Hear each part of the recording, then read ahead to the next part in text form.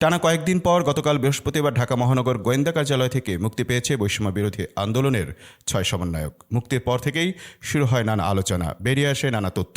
DB থেকে বেরিয়ে আসার পর একটি দৈনিক পত্রিকার সঙ্গে কথা হয় সমন্বয়ক নাহিদ ইসলামের। তিনি বলেন, এই মুহূর্তে শারীরিক ও মানসিক অবস্থা ভালো নয়, বাসায় ফিরেই স্যালাইন নিয়েছি, একটু সুস্থ হলে ৬ জন মিলে বসে সব কথা ক্লিয়ার করে বলবো। নাহিদ ইসলাম বলেন, ডিবি থেকে মিডিয়ায় কথা বলতে নিষেধ করা হয়েছে, তারা তাদের মতো করে বলেছে, কিন্তু আমরা তাদের কথা শুনবো না, আমরা আমাদের মতো করেই সবই বলবো। এক্ষেত্রে আমাদের একটু সময় দেন, আগে আমাদের সুস্থতা দরকার। নাহিদ ইসলামের বাবা বদরুল ইসলাম বলেন, এই মুহূর্তে কথা বলার মতো অবস্থায় নেই, কথা বলার মতো পরিস্থিতি হলে সে সবই জানাবে। টিভি থেকে বের হয়ে মুক্তি পেয়ে সামাজিক যোগাযোগ মাধ্যম ফেসবুকে স্ট্যাটাস দিয়েছেন বৈষম্য বিরোধী ছাত্র আন্দোলনের অন্যতম সমন্বয়ক আসিফ মাহমুদ। বৃহস্পতিবার দিবাগত রাত ১:৩০টার দিকে তিনি এই স্ট্যাটাস দেন।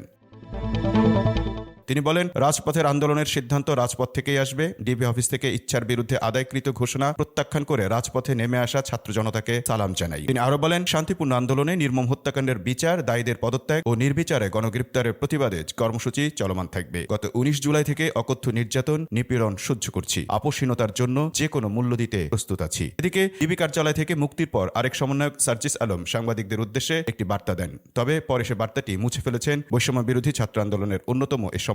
বৃহস্পতিবার ১ আগস্ট সন্ধ্যার পর হোয়াটসঅ্যাপে সাংবাদিকদের উদ্দেশ্যে বার্তাটি দিয়েছিলেন তিনি, তবে কিছুক্ষণের মধ্যেই সেটি ডিলিট করে দেন। ওই বার্তায় সার্জিস আলম সাংবাদিকদের জানিয়েছিলেন, আমাদের ৬ জন সমন্বয়কের সিদ্ধান্ত ছিল আমরা আজকে রাতে ডিবি অফিসের দিনগুলো নিয়ে একটি প্রেস রিলিজ দিব। এরপর অনলাইন মিটিংয়ে সবার সঙ্গে আলোচনা করে পরবর্তী কর্মসূচির বিষয়ে সিদ্ধান্ত নেব। আমরা এখনো কোনো কর্মসূচি দেইনি, এমনকি প্রেস রিলিজও দেইনি।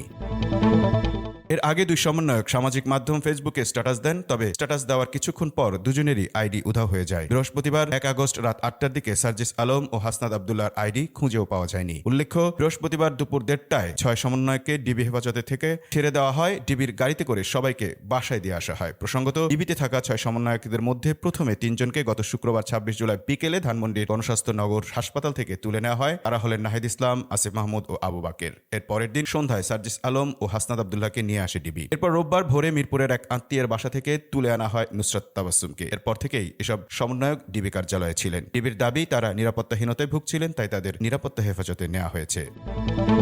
আমুন মাহফুজ, টাইম নিউজ ডেস্ক।